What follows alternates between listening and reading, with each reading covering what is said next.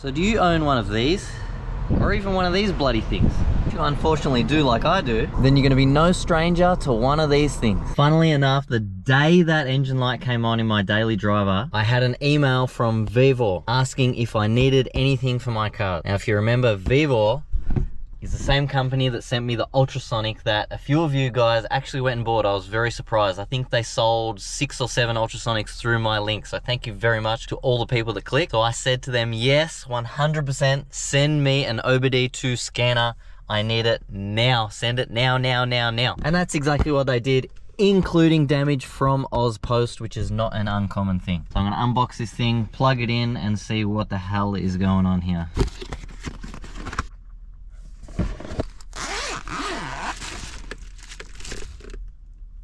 So just plug in your old school top plug here, like an old PC or your Microtech hand controller, and the other end into your OBD2 port that is under the dash on most modern cars. So just check that your car's OBD2 compatible first as well. And with your car's ignition on, this will obviously power up. Select OBD2, OBD Diagnostic, read code, current code, and it will give you what has happened and what the code is. So P0302 is the code, and it's cylinder 2 misfire detected, which 100%, I could feel that it dropped a cylinder every now and then, usually when it warms up. Now, pretty much first time you check these, always erase the code, start the car.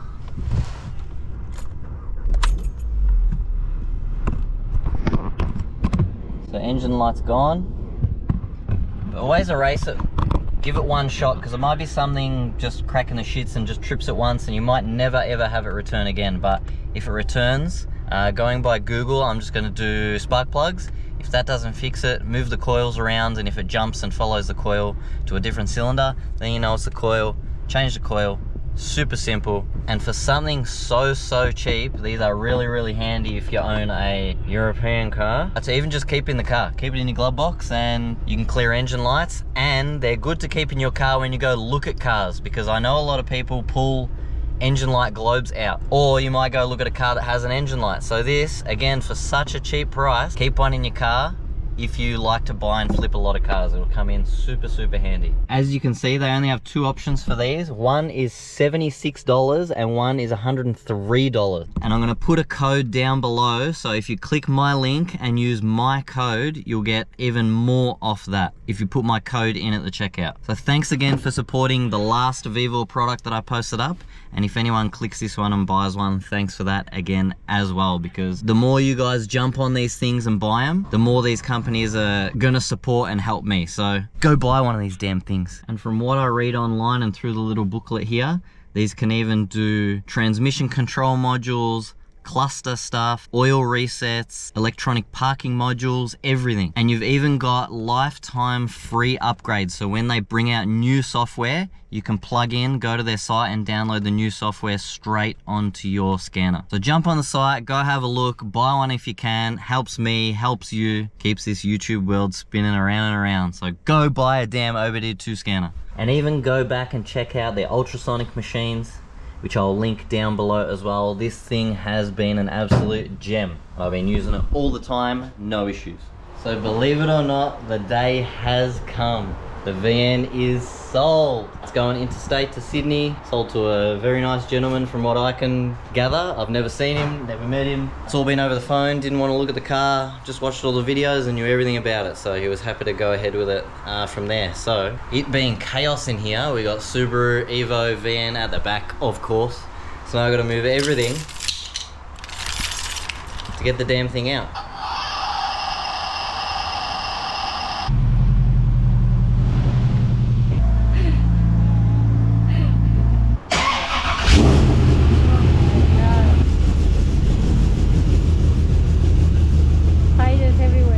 We've done the old rearrangement.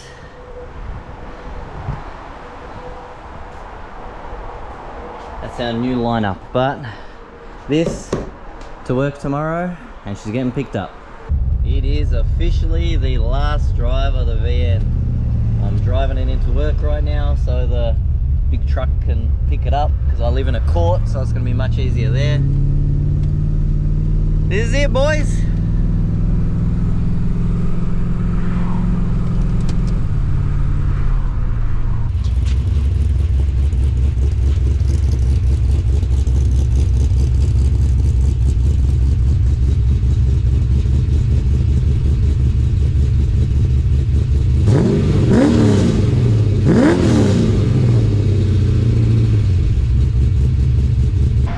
a big bloody truck for one little car.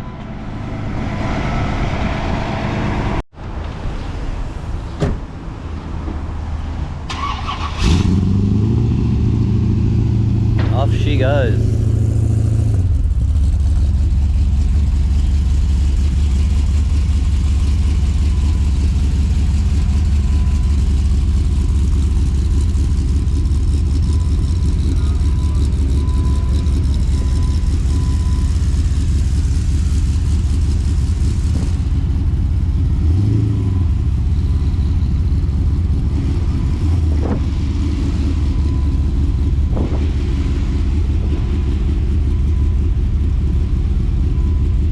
Big fat ass only just fits on there.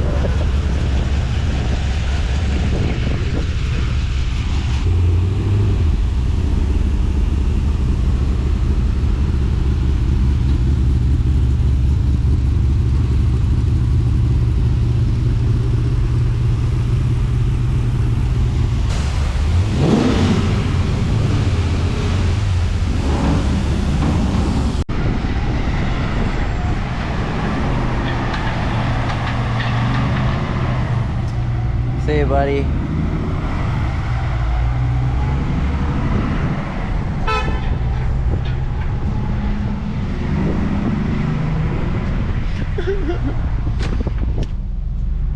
That's a sad one. All right, be prepared for a lot of talking now, if you're interested in the VN stuff. So it is a little bit sad that that car's gone. I did grow to like that car. I actually didn't even like that car at the start. I just bought it because it was there and it was priced well. And that car grew this channel exponentially. When I bought the VN, I think 3 or 4 years ago, it was right at the start of COVID, and the channel was at about 4,000 or 5,000 subscribers, and we are now at 22 or 23, I'm not sure by the time this video comes out. And I'm gonna say most of that is the VN. But you can't keep every car. I gotta move them on, I gotta turn them over. And if I want to own other cars in life, I need to obviously get rid of some because I have a single car garage. So story may be different down the track once I get a bigger house at some point. And no, this will not be the end of Commodores or Falcons and stuff in general on the channel. I intend to replace the VN with something of that genre at some point, just not right now. I do have a couple of cars in mind. Early Commodores, like I am partial to a VB SLE because my uncle had one. I would love to get one in the same color combo and running gear combo. It would be very, very cool and do it exactly the same as I remember it. I'm partial to a VK, VH shape like that. Even staying in the VP, VN sort of shape. I would love to get a VN SS. I did have one previously, but I was a lot younger and didn't care about cars and how they look and how they're presented the way I do now, that's for sure. So I'd love to do another one and keep it 5 litre, 355, something like that. Even Falcons, I have been looking at EB, ED, ELEF, sort of stuff like that. They're still in that bracket where they're affordable. I think the VRVS, HSV sort of stuff's a bit out of reach now. I'm not gonna pay $50,000, $60,000 for one of those things. So anyway, there's a lot of cars going on up here. So there will be another Falcon or Commodore on the channel at some point, so don't stress. Now down to some numbers, because the VN is actually the first car that I kept track of every single cent I spent on that car, whether it was buying a single screw or something like that. It got put on a list with a tally, so I know exactly to the cent how much that car owed me. And I'm gonna quickly break it down now, because I have done this previously, but this was ages ago, so a lot of stuff has been added and the final total is a lot different. That car's been through, you know, engines in and out multiple times, transmissions in and out multiple times, diffs in and out multiple times, so a lot of stuff has been going on. First, I'll just tell you, actually I can tell you exactly when I bought that car. It was the 27th of the 8th, 2020. And I paid $16,000 for the VN, and it was already LS swap. Definitely didn't present the way it presented when I sold it. And just as an idea, this is my list.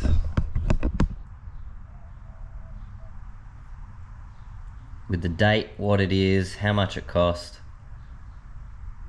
etc, etc. So I'm just gonna quickly rattle all this stuff off, because I know you don't want to sit here and listen to every single little thing and chat about every part, But $16,000 I paid for the car. Sold the engine cover, $200. I sold the Coulsons that were in it, $2,000. I bought a standard van exec interior for $250. That was a bloody bargain back then. Rear garnish badge, interior mirror blank. I sold 2 of the Interceptors that were on it, the executive dash badge, floor mats. I sold the Venetian, seatbelt buckle buttons, new front indicators, new tail light, the shift light and tacho that's in it. I bought a set of executive molds because that car had VP Calais stuff on it. I sold the HSV badge that was on the dash. All this stuff may sound petty, buying and selling these tiny little things, but I'm selling stuff here off that car for like $5, $10, and trust me, at the end, it definitely helps. Front grille, pinstripe kit, front grille emblem, sold the steering wheel, bought the exec steering wheel that was in it, 15 by 4.5 for the front, sold the HDT grille and the headlight covers, tires for those front runners, roof trim clips, sold the headlight covers. I actually bought a set of genuine ones and they broke, or one broke in the mail. I got my money back from Australia Post and then I sold the one good one. Refoam in the rear seats, diff gears and spool. I sold a spare set of hockey molds I had, new windscreen, wheel bearings, axle seals, fuel rails, catch can, head unit, the shifter. I sold a converter that I bought for it, drop box, new control arms, new springs, a couple of new bushes, headers. Sold the springs that were in it and replaced them with other ones. Sold the old tail lights, sold the old control arms, sold the bonnet strut brackets that I had for it. I bought a Turbo 350 and rebuilt that. A random fittings, dipstick, flex plate bolts, transmission pan, sold the old shifter cover, a Dominator converter, more fittings, sold the old headers, more fittings, radiator hoses, OTR, Astra Power steering pump, a couple of idler bearings, a few belts, Astra Power steering pump mount, tail shaft, coil brackets, heater bypasses, brand new genuine coils, front bumper, spell fan and accessories to go with it, accelerator cable bracket. I had some LS2 coils on it, so I sold those. The 5-litre hubcaps that were on it, boot badge ×2. I sold more of the Interceptors that I had and replaced them with 15 by 7s. More fittings and hose, rear bumper, sold the old rear bumper, steering column, a header bolt, trailing arm brace kit, Petter's rear shocks, sway bar links and bushes, full exhaust system, sold a pair of 15 by 7s that I had a couple of, sold spare executive badge, sold a new old stock map light lens that I had, ended up selling the exec window molds, sold, and a couple of spare badges and pinstripe kits that I had for that car. So all this stuff really adds up. There's probably a couple of grand, actually including the seats. I'm gonna say about 5 or 6 grand of stuff I sold off the car. And then you got the engine. So I had to buy another engine and start with that because mine was a bit gone. It had a bit of pitting in the bores and the crank was gone, so I just bought a whole new motor. Oil pickup girdle, oil gallery plug, trunnions, sump baffle, ARP balancer bolt, oil pump. I sold a spare set of pistons and rods I had because I obviously had 2 engines. A rear main seal, balancer kit. Sold the old crank as well. ARP head studs, head gaskets, lifters, guides, bottom end gasket kit, cam retainer plate, ARP cam sprocket bolts, ARP cam retainer bolts, lifter tray bolts. In the head gasket kit came head bolts, so I sold them. A VCM cam, valley gasket kit, rocker cover gasket kit, crank seal, valve springs, sold the old valve spring. I CNC ported and rebuilt heads, and then the labor for machining and assembly for that bottom end. So all in all, the engine itself, assembled, ready to drop in the car, was $87.55 and 32 cents. And the car itself, so minus the engine, but that's including rear end, everything I did to that car, I'm talking paint, bumpers, badges, interior, suspension, diff, transmission, everything, including the $16,000 I paid for the car in the first place, was $24,061.13. So my running total for that car the day it left my possession was $32,816.46, which I reckon is pretty good for that car because that was a killer car. It was super clean and like a turnkey, ready to drive car. Now of course, I was going to try and come out on top with this car, and I listed it high. If anyone saw it for sale, I had it up for $37.5, which I got a bit laughed at, and I know that's high. I'm obviously not going to start at my price that I want, because you're gonna get bargained anyway. I dropped it a few times because the car's always gonna find its spot. So once you post it and lower the price and lower the price, it'll get to a price where you start getting a lot of messages, and that tells you that's its price point. So it was around the 33 or 34 mark, I started to get a real lot of messages. Lots of swaps. I actually checked out one car that I was keen on, a VX Senator Signature with a really cool color combo. We actually met up and looked at each other's cars, but after looking at it, I wasn't that keen. It wasn't as good as it looked in the photos. The paint was a bit average, had a lot of oil leaks, you know, standard LS1 stuff. So I didn't go through with it. And that car is still for sale, actually, I think. And then at the end, someone bought it sight unseen. It ended up going to Sydney, as you just saw. It went on a truck. A very nice guy, and he was so over the moon when that car arrived. He messaged me thanking me, saying it's a relief when you buy a car thinking about the condition it's going to be in when it comes, and it arriving and it being 10 times better than you thought it was. So he was super happy. And it shows that I sell good cars. I don't sell junk. You can see everything. He said he watched all my videos. He didn't have any questions really, because he knew everything about it. So everything's documented. I gave him all the paperwork, because everything I've got here on this list, I have receipts for as well. So that's what I do with every car now. I've got a running tally for the Evo, I've got a running tally for the WRX, and I keep every single receipt that I get for these cars. So for the next owner, it's a good thing. And in the end, I ended up selling it for $31,000. It was a little bit less than I wanted, but to be honest, the car I was selling at a really bad time.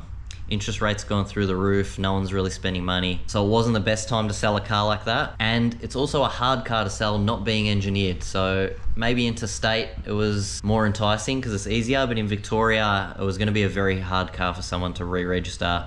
And it's another reason why I wanted to get rid of it, because I've been running the gauntlet with that car just on Club Reg for, 4 years now, and not once been pulled over, but I think I was pushing my luck. Because if I got pulled over in that car, there's no way I could be bothered going down the engineering route, pulling cam back out, doing a quiet exhaust with cats, and no way. Putting all the EGR stuff back on. Could not be bothered. I'd rather just get rid of it. So I didn't want to risk it. If I got pulled over, I'd have to sell it very, very cheap or part it out, which again, I could not be bothered doing it. So I've had my fun with it. It could go. I went to a good person. I'm happy. He was, talking about how his kids were loving it. They were sitting in it. So it's good that it went to someone like that, not, someone that, I don't know, is going to go thrash the fuck out of it and blow the bumper off and destroy it. But at the end of the day, whoever buys it, buys it. I don't have a say in that. So it can go to whoever, really, to be honest. But that is it. So you can see here on the bottom, there you go. It owed me $32,816.46 and sold for 31 on the dot. And I have not a single part left from that car. So that is the end total, because there's nothing left to sell. So the only thing I got left is this for memories. A cap that I broke. So I'll keep that, and I promise there will be another Commodore on this channel at some point. So stick around for the WRX if you like that, and the Evo. But at the moment, no Commodore. And it feels really weird. This is the first time since I bought my first car at 17 years old. I am 35, I'm 36 next month. So we're talking nearly 20 years. This is the first time I haven't had a rear-wheel drive car in my possession, and the first time I haven't had an Aussie car in the garage in about 6 or 7 years, since the XE. So it's a bit weird, but we will get back into one, I swear. Promise. Mark my words. And I'm actually thinking it's gonna be a lot of work, because I don't save any of my videos when they're finished. I finish it, I upload it on YouTube, and then I delete the file. But I was thinking, do I re-download my whole VN playlist and chop it up into a whole, whether it's 20, 30 minutes of the VN build start to finish in one video? Just chop out all the good bits and stuff like that. So let me know if that's something you're interested in. It is gonna be a lot of work for me, but if it gets a video out, it gets a video out. Now, the other thing I need to take into consideration, so I lost $2,000, whatever it is, on that car, which is pretty damn good, I have to say. But like I said, this car has been good for the channel, and I can see to the cent how much all my VN videos together have earned. Now, trust me, you do not make a lot of money on YouTube, especially at my point in my YouTube career, but it definitely does help. I would love to hear down below how much you think I made from 58 videos right there. So that's the VN whole playlist. So So 58 videos in total, how much I made from VM videos. It's actually pretty good. I'm pretty happy with it. So just remember, I paid $16,000 for this car at the start, and after 58 videos, made me $11,701.47. And I've even got them here in order by what video earned me the most. And the most being, I think it was like when I first got the car registered, and it's like the first drive. I was just cruising around. It was the first proper drive I could do, so I got a lot of views. That one earned me $653.03 by itself. So pretty good. If you average it out, $200 or $300 per video if you break it down. Some, you know, made less than $100. So the VN was definitely good for the channel. That offsets my sort of $2,000 or whatever it was loss that I made on the car. Anyway, I hope you enjoyed this video. Go buy some Vevor products and comment down below if you think I made the wrong decision selling the VN, which I know a lot of people will say yes. But it is what it is. I'm not upset. Comment down below, like the video, and I will see you guys next week.